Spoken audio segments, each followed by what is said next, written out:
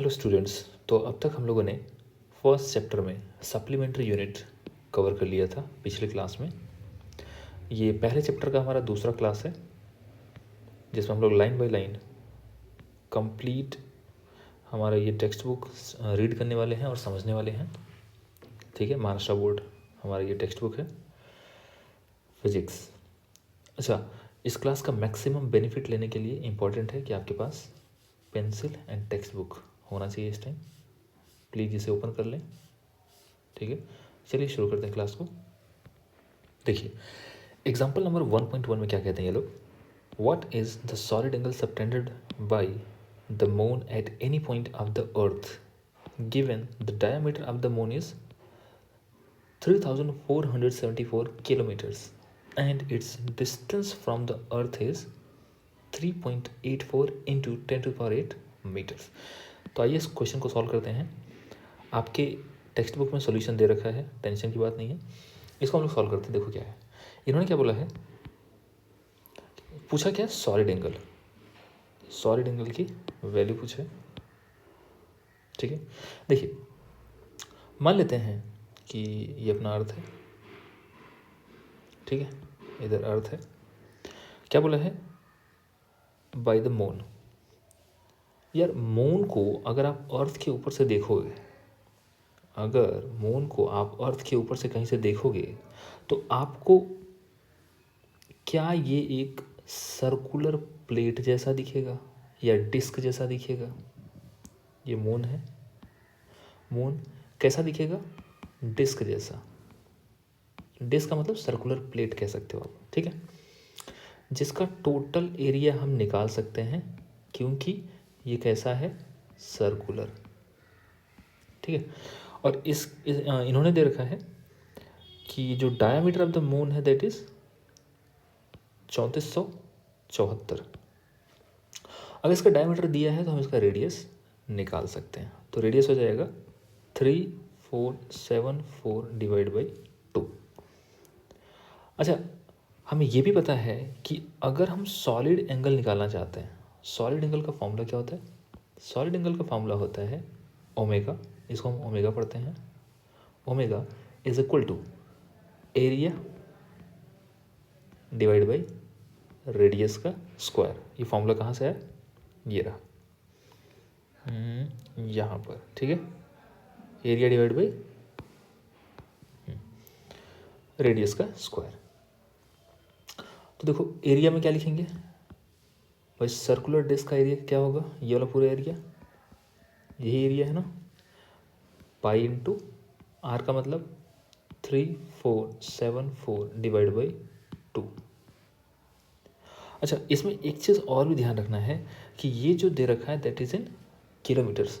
तो इस किलोमीटर को हमको मीटर में चेंज कर लेना चाहिए।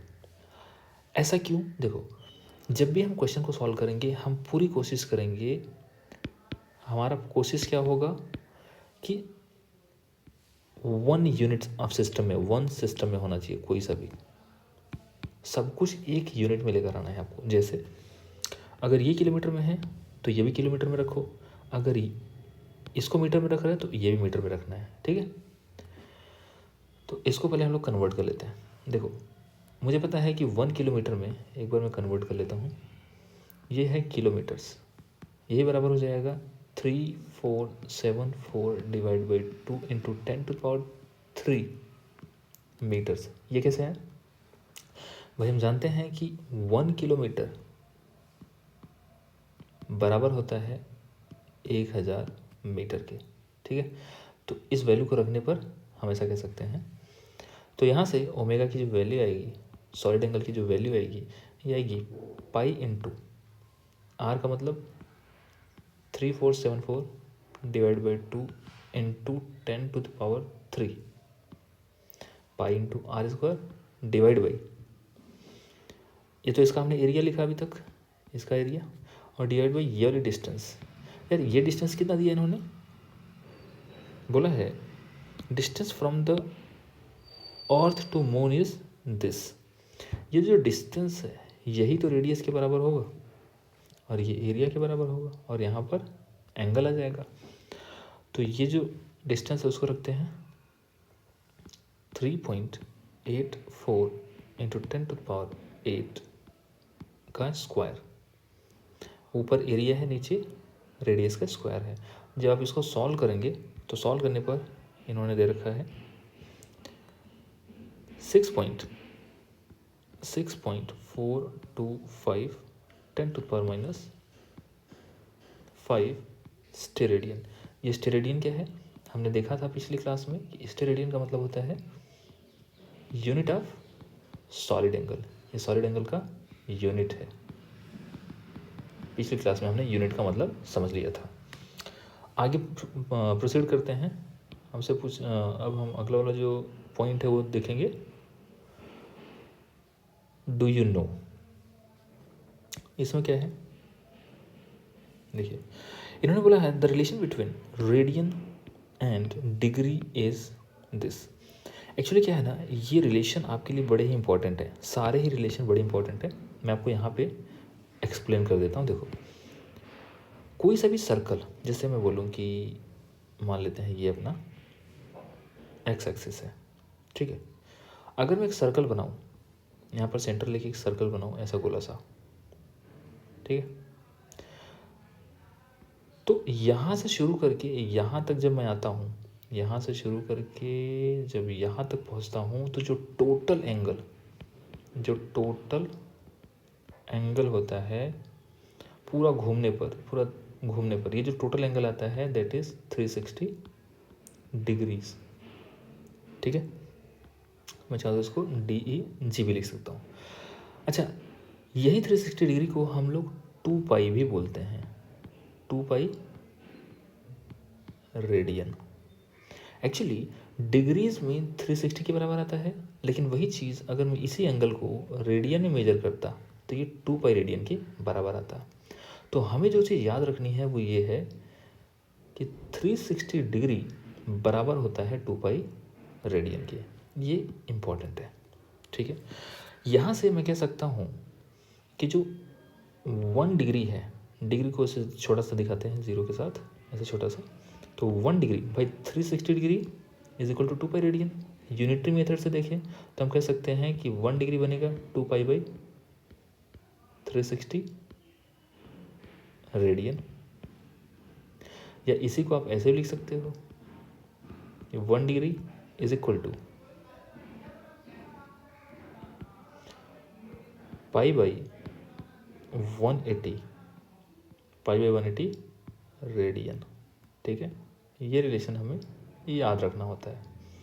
इसी को आप ऐसे भी लिख सकते हो कि pi radian is equal to 180 degree, ऐसे भी लिख सकते हो ना, pi is equal to pi radian is equal to 180 degree. तो ये लिखने के अलग अलग तरीके हैं, ठीक है। अभी से मैं और कुछ चीज़ें बता देता हूँ। मैं एक नया पेज ले लूँ पहले।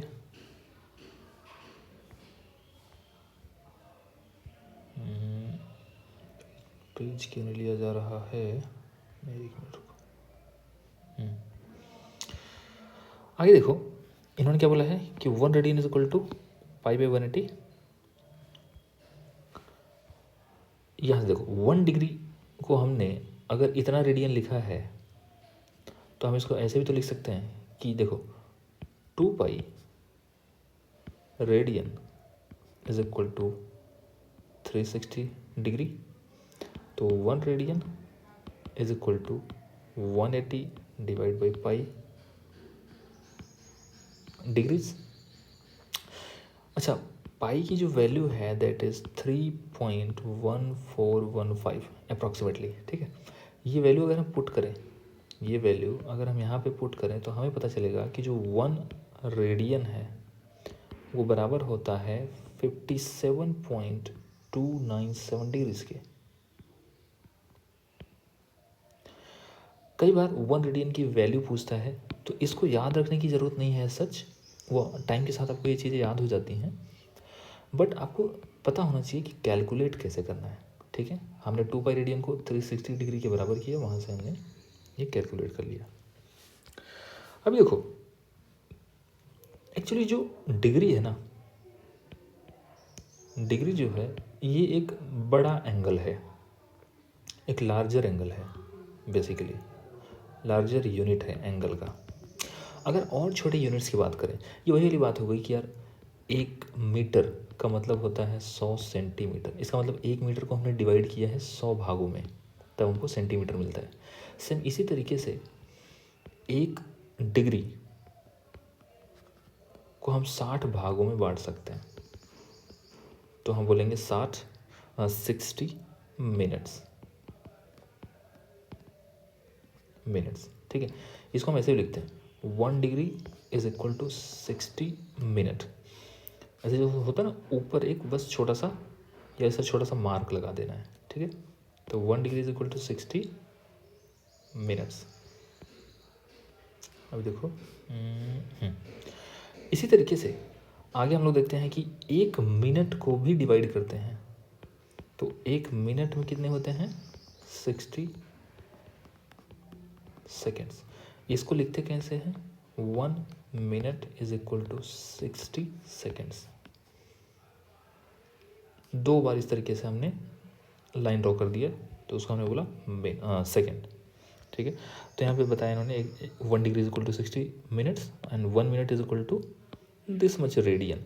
अब इसको फिर कन्वर्ट किया इन्होंने, तो ये कन्वर्ट किया जा सकता है, कोई प्रॉब्लम की बात नहीं है। ऐसे 1 minute is equal to 60 seconds and 1 second is equal to this much radian. ये कैसे आया, ये कन्वर्जन है तो हमारे पास कि 1 डिग्री मतलब 57.297 degree is equal to 1 radian, तो 1 मिनट में भी कन्वर्ट किया जा सकता है। एक एग्जांपल अगर मैं आपसे पूछूं कि अगर मैं बोलूँ 1.5 डिग्री को अगर मैं मिनट में अगर कन्वर्ट करना चाहूँ तो क्या आएगा आंसर। देखो, मुझे पता है कि 1 डिग्री का मतलब 60 मिनट, और यहाँ 0.5 भी है, तो 0.5 डिग्रीज में क्या हो जाएगा 30 मिनट। इसका मतलब 1.5 डिग्री में टोटल 60 + 30 90 मिनट्स हो जाएगा। ठीक है, तो कई बार इस टाइप का कन्वर्जन हमें आना चाहिए। आगे बढ़ते हैं। इन्होंने बोला है कि conventions for the use of SI unit. भाई एसआई यूनिट यूज़ करने के कुछ कन्वेंशन हैं जो हमको फॉलो करने होते हैं। ठीक है, जैसे पहला का क्या बोला इन्होंने, unit of every physical quantity should be represented by its symbol. For example, जैसे मैं बोलूँ जैसे मान लो कि अगर बोला जाए कि भाई लेंथ, मान लो आपकी हाइट कितनी है 5 फीट, मान लो 5 फीट से। अब ये इतना बड़ा लिखने की ज़रूरत नहीं है, आप इसको शॉर्ट में लिख सकते हो 5 FT। ठीक है, इसी तरीके से मान लो अगर 5 मीटर रहा होता, 5 मीटर्स, अब इतना बड़ा लिखने की ज़रूरत नहीं है, आप तो 5M लिख दो शॉर्ट में। ठीक है, सिंबल के द्वारा। दूसरा क्या है, full name of unit always start with smaller letter. यहाँ पे इन्होंने बोला है कि जैसे for example, but the symbol for the unit name of, यहाँ देख लेते हैं, आपको बात समझ आ जाएगी। इनके कहने का मतलब ये है कि after person should be in capital letter is N after scientist Newton, G after scientist Joule. ठीक है, full name of a unit always start with smaller letter even in the name of the. हाँ, इनका कहने का मतलब ये है, जैसे मान लो अगर फोर्स की वैल्यू 1 न्यूटन है, 1 न्यूटन, तो न्यूटन इस तरीके से नहीं लिखना है। अगर 1 न्यूटन लिखना है, कंप्लीट फुल नेम लिखना है, तो हम स्मॉलर लेटर से शुरू करेंगे। अगर सिंबल से लिखना चाहेंगे तो हम इसको 1N लिख सकते हैं। ये सही तरीके हैं। ठीक है, इसी बात को इन्होंने ऐसे समझाया हुआ है। जैसे वर्क को या तो 1 कैपिटल J जूल लिख दो, या तो अगर आपको स्मॉल में लिखना है तो आप इसको 1JULE ऐसे लिखो, स्मॉल वाला स्मॉल में लिखो। ठीक है, आगे क्या बोला है, symbol for units do not take plural form. जैसे भाई 20 न्यूटन्स, अगर मान लो कि फोर्स की वैल्यू, इस एग्जांपल को देख लेते हैं, फोर्स ऑफ 20 न्यूटन को हम ऐसा नहीं लिख सकते 20 न्यूटन्स, ऐसा नहीं लिखना, ये गलत है, ओनली 20 N ही काफ़ी है, ठीक है। चौथा पॉइंट क्या है, symbols for units do not contain any full stop. Recommended letter is, हाँ 25 किलोग्राम लिखना है तो 25 kg के बाद ये पॉइंट डॉट वगैरह कुछ नहीं लगाना है, ओनली 25 kg ही इनफ है, ये जो डॉट वगैरह लगाते हैं ये नहीं लगाना है, ठीक है। The units of physical quantities in numerator and denominator should be written as 1 ratio. For example क्या दिया है, द ऐसा यूनिट ऑफ एक्सेलरेशन दिस और दिस बट नॉट। यार जैसी बात है, अगर जैसे वेलोसिटी की बात करें, अगर हम वेलोसिटी की बात करें तो हम लिखते हैं मीटर पर सेकेंड में मेजर करते हैं यूनिट को, ये बिल्कुल सही बात है, इसमें कोई प्रॉब्लम की बात नहीं है। इन्होंने अगर एक्सेलरेशन का एग्जांपल लिया है तो एक्सेलरेशन मीटर पर सेकेंड स्क्वायर में ही मेजर किया जाता है। इसको एक लिखने का तरीका ये भी हो सकता था कि मीटर पर सेकेंड, बट ये तरीका नहीं करना है आपको। कुल मिला के क्या बोला, the unit of physical quantity in numerator and denominator should be written as 1 ratio, सिर्फ एक ही रेशियो में लिखना है। तो आप इसको ऐसे लिख सकते हैं, मीटर पूरा ऊपर, सेकेंड का स्क्वायर नीचे, या इसी को ऐसे भी लिखा जा सकता है, मीटर यहाँ स्पेस दो, सेकेंड -2, ये भी चलेगा, ठीक है। आगे इन्होंने क्या बोला है, use of combination of units and symbols for unit is avoided. आपको ऐसा कभी नहीं करना है कि फॉर एग्जाम्पल देख लेते हैं, देखो द यूनिट जूल पर किलोग्राम पर kelvin is correct while joule. अब पता चला यहाँ पे आप फुल नेम लिख रहे हो और यहाँ पे उसका सिंबल लिख रहे हो, तो ऐसा मिक्सिंग नहीं करना है, मिक्सिंग नॉट अलाउड है। आप या तो पूरा पूरा ऐसे यूज़ करो, आप चाहते तो ऐसे भी लिख सकते थे इसको, जूल पर किलोग्राम केल्विन, ऐसा लिखा जा सकता था, इसमें कोई प्रॉब्लम की बात नहीं है, लेकिन मिक्सिंग नॉट अलाउड, ये मिक्सिंग नॉट अलाउड, ठीक है। A prefix symbol is used before the symbol of the unit. Example क्या है, the prefix symbol and unit symbol constitute a new symbol for the unit which can be raised to positive negative power। इस बात को समझने के लिए यहाँ पे देखो ये इन्होंने दिया है, जैसे मान लो इनके कहने का मतलब ये है, देखो भाई ये बड़ा इंपॉर्टेंट होने वाला है, ये है इसका यूज़ बहुत है, ठीक है, तो इसको थोड़ा ध्यान से समझना। जैसे अगर कहीं पर 1 ms लिखा है, ये है प्रीफिक्स, इस यूनिट के पहले यूज़ किया गया है, इसका मतलब होगा 1 मिली सेकेंड्स, और इसको अगर मैं पावर के फॉर्म में लिखूं तो मैं इसको 10⁻³ सेकेंड लिख सकता हूँ। ऐसे 1 माइक्रो सेकेंड इस तरीके से लिखा जा सकता है, 1 नैनो सेकेंड को ऐसे लिखा जा सकता है। फिर इन्होंने बोला डबल प्रीफिक्स का यूज़ करना अवॉइड करेंगे हम, जैसे 1 माइक्रो सेकेंड बिल्कुल ठीक है, कोई दिक्कत नहीं है, लेकिन 1 मिली सेकेंड आपके दिमाग में आ सकता है कि सर 10⁻6 सेकेंड को हम ऐसे भी तो लिख सकते हैं कि 2 बार मिली सेकेंड आया भाई, 10⁻³ इंटू 10⁻³ सेकेंड, ऐसे लिख के तो आप ऐसे लिख दो 1 मिली सेकेंड, ये नॉट अलाउड है। आपको अगर ऐसा करना है तो आप 10⁻6 को डायरेक्टली 1 माइक्रो सेकेंड लिखो, एक ही प्रीफिक्स यूज़ करना है, ठीक है। आगे क्या बोला है, स्पेस और हाइफन मस्ट बी इंट्रोड्यूस। इनका मतलब ये है, जैसे हमने अभी भी देखा था कि एक्सेलरेशन को मीटर पर सेकेंड स्क्वायर हम लिखते हैं, या ऐसे भी लिख सकते हैं मीटर स्पेस यहाँ पे दो, ठीक है, फिर सेकेंड स्क्वायर। आपको ये नहीं करना है मीटर सेकेंड -2, बिना स्पेस का नहीं लिखना है, स्पेस वगैरह लगाना पड़ेगा, ठीक है। या तो आपको ये साइन ऐसा ये साइन आपको यूज़ करना चाहिए, ठीक है। तो स्पेस और हाइफन, आइदर स्पेस या एक हाइफन यूज़ करना पड़ेगा।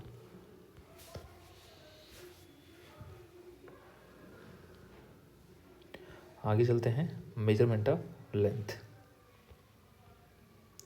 अभी हम लोग बात करेंगे मेजरमेंट ऑफ लेंथ। इसमें क्या है, one fundamental quantity which we have discussed earlier is length. बिल्कुल सही बात है, लेंथ एक फंडामेंटल क्वांटिटी है, फंडामेंटल क्वांटिटी है। टू मेजर द लेंथ और distance the SI unit used is metre. बिल्कुल सही बात है, लेंथ का एसआई यूनिट क्या था, मीटर। इन्होंने बोला कि 1960 में a standard for the metre based on wavelength. Actually शुरू में जो मीटर का स्टैंडर्ड बनाया गया था ना, वो wavelength of orange red light emitted by atom of krypton was adopted. कहने का मतलब ये है कि जैसे मान लो क्रिप्टन का एटम, इसने कुछ वेवलेंथ इमिट किया, कुछ फोटोन, यहाँ पे क्या लिखा है इन्होंने, wavelength of orange red light emitted by atom krypton was adopted. क्या होता है कि 1 मीटर लेंथ कितना होगा इस चीज़ को बताने के लिए क्रिप्टन एटम से निकले हुए लाइट के वेवलेंथ को मेज़र करके डिफाइन किया गया था कि भाई 1 मीटर का मतलब कितना होगा। ठीक है, जैसे हम बोलते हैं ना कि 1 सेंटीमीटर इतना होता है, 1 मीटर का मतलब होता है, मतलब 1 केजी का मतलब कितना होता है, ये हमने स्टैंडर्ड बना रखे ना हर जगह, हर एक फिजिकल क्वांटिटी का स्टैंडर्ड बना रखा है, हमने पिछली क्लास में पढ़ा भी है। तो जो मीटर का स्टैंडर्ड हुआ करता था पहले, वो क्रिप्टन के एटम पर बेस्ड था। लेकिन 1983 में क्या हुआ कि more precise measurement was developed, और ज़्यादा अच्छा प्रिसाइज डेवलपमेंट किया गया मेजरमेंट का। It says that a metre is the length of path travel by light in vacuum during a time interval of this. Actually ये जो टाइम इंटरवल है ये कहाँ से है, देखो हम जानते हैं कि स्पीड इज इक्वल टू होता है डिस्टेंस अपॉन टाइम। हमें लेंथ का, हमें मीटर डिफाइन करना है, मीटर। तो साइंटिस्ट ने क्या सोचा कि यार लाइट की जो स्पीड है, लाइट की स्पीड एक्चुअली सी से दिखाते हैं, स्पीड ऑफ, यहाँ पे लिख देता हूँ स्पीड ऑफ लाइट, सी की वैल्यू है दिस 29979 29979 29979 2458 2458 मीटर पर सेकेंड। ये स्पीड ऑफ लाइट हमें तब तक पता चल चुकी थी।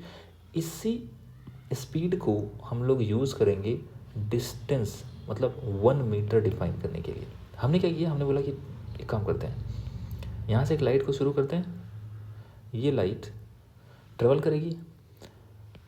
अगर सोच के देखो, अगर मैं टाइम की वैल्यू, स्पीड को इतना रखना है, हाँ इन्होंने क्या बोला कि जो मीटर है, लेंथ कैसे डिफाइन किया गया, metre is the length of path travelled by light in vacuum during a time interval of this. कहाँ से है देखो, मान लेते हैं कि लाइट को यहाँ से यहाँ चलने में, यहाँ से यहाँ चलने में टी टाइम लगा, ठीक है। तो टी को इस वाले फॉर्मूले में पुट करके निकाला जा सकता है। स्पीड हमें पता है, डिस्टेंस 1 मीटर के बराबर करनी है। तो क्या करेंगे देखो, यहाँ पे हम लोग यहाँ पे करते हैं, स्पीड की वैल्यू रखो 299792454 is equal to 1 divide by T. तो यहाँ से टी क्या निकल के आएगा, 1 डिवाइड बाई 299792454। एक्चुअली ये जो वैल्यू है ना, ये अप्रॉक्सीमेटली 3 लाख किलोमीटर पर सेकेंड होता है, 3 लाख किलोमीटर पर सेकेंड, ठीक है। तो अब इन्होंने बोला कि भाई लाइट इतने टाइम में, ध्यान रहिए सेकेंड्स में है, यहाँ सेकेंड है, इतने सेकेंड में लाइट जितनी डिस्टेंस ट्रेवल करेगी, हम उस डिस्टेंस को 1 मीटर बोलेंगे, ठीक है। तो ये हमने यहाँ पे डिफाइन कर लिया।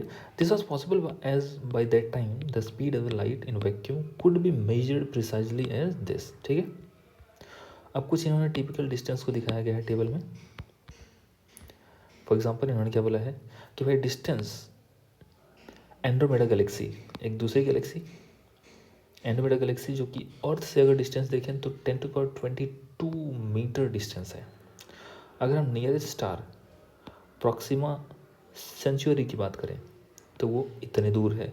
ये कुछ बेसिक आइडिया देते हैं अबाउट डिस्टेंसेस, ठीक है।